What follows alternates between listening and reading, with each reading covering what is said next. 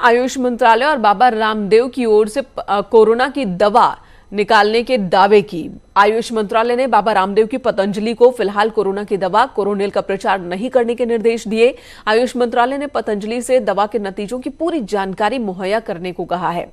आयुष मंत्रालय ने कहा कि अभी तक दवा की कोई जांच नहीं हुई है, इसलिए इस दवा का प्रचार प्रसार नहीं होना चाहिए।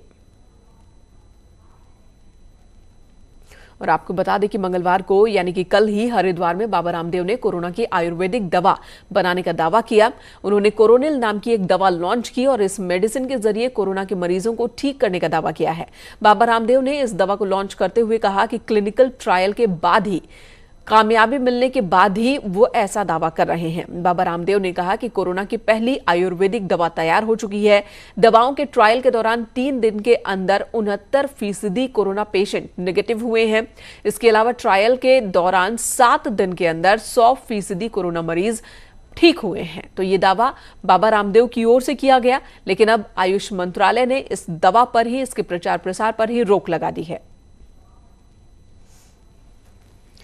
उत्तर प्रदेश में कोरोना अपडेट क्या, ये आपको बता देते हैं। उत्तर प्रदेश में कोरोना मरीजों की संख्या 19,000 के पार हो चुकी है। यूपी में 576 नए कोरोना केस सामने आए।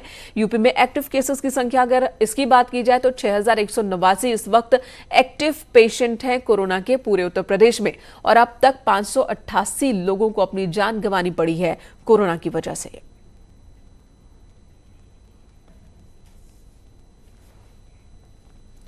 बात बरेली की, जहां पर कोरोना का कहर देखने को मिल रहा है। 24 घंटे के अंदर 2 महिलाओं की कोरोना की वजह से मौत हुई।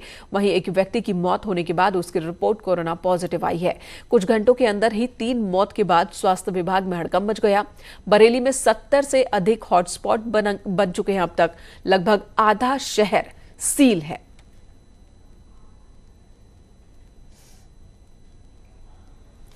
उधर आगरा में प्रियंका गांधी के खिलाफ तहरीर दी गई है। केस दर्ज करवाने के लिए बीजेपी नेताओं ने सदर थाने में तहरीर दी। प्रियंका ने आगरा में कोरोना मरीजों को लेकर एक ट्वीट किया था। प्रियंका ने ट्वीट में लिखा था कि आगरा में 48 घंटे में 28 लोगों की मौत हुई। आगरा के डीएम ने इस आंकड़े को नकारा, जिसके बाद एक बार फिर से प्रियंका गांधी ने ट्वीट किया और उस रिपोर्ट को संलग्न किया जिसके आधार पर उनका पहला ट्वीट था, जिसमें उन्होंने कहा कि आगरा में कोरोना से हो रही मौतों का आंकड़ा डराने वाला है। यहां हर 15 में से 1 कोरोना पीड़ित की जान जा रही है। आगरा में 79 मरीजों में से 28 की मौत अस्पताल में भर्ती होने के 48 घंटे के अंदर हुई है, जो कि एक बड़ी लापरवाही है, जिस पर मुख्यमंत्री जी कृपया 48 घंटे में जांच रिपोर्ट जनता के सामने रखें। प्रियंका गांधी ने हमलावर होते हुए दोबारा ये ट्वीट किया और इससे पहले जो उनका ट्वीट था उसकी भाषा थोड़ी अलग थी। उसकी भाषा के मुताबिक ऐसा लग रहा था कि वो कह रही हैं कि 48 घंटे में 28 लोगों की मौत हुई, जबकि आगरा के डीएम ने कहा कि ऐसा नहीं है कि 48 घंटे में 28 लोगों की मौत हुई, बल्कि जितने लोगों की मौत हुई है आगरा में, उनमें से 28 मरीज ऐसे थे जिनकी मौत हॉस्पिटल में भर्ती होने के 48 घंटे के भीतर हुई है। तो इस भाषा को लेकर आगरा के डीएम और प्रियंका गांधी आमने सामने। डीएम की ओर से नोटिस भी दिया गया। हालांकि प्रियंका गांधी की ओर से उस नोटिस का जवाब अभी तक नहीं, लेकिन उसके जवाब में उन्होंने एक दूसरा ट्वीट जरूर कर दिया। और अब बीजेपी के नेताओं ने प्रियंका गांधी के खिलाफ मामला दर्ज कराया। इधर एसपी की पूर्व प्रदेश प्रवक्ता डॉक्टर रोली तिवारी एसपी नेताओं की गाली से आहत हैं। कार्यकर्ताओं पर रोली तिवारी को गाली देने का आरोप है। रोली तिवारी ने समाजवादी पार्टी कार्यकर्ता पर कार्रवाई की मांग की है। उसके लिए जो मेरे परिवार को जो पीड़ा हुई, जो मेरे बच्चों को पीड़ा हुई,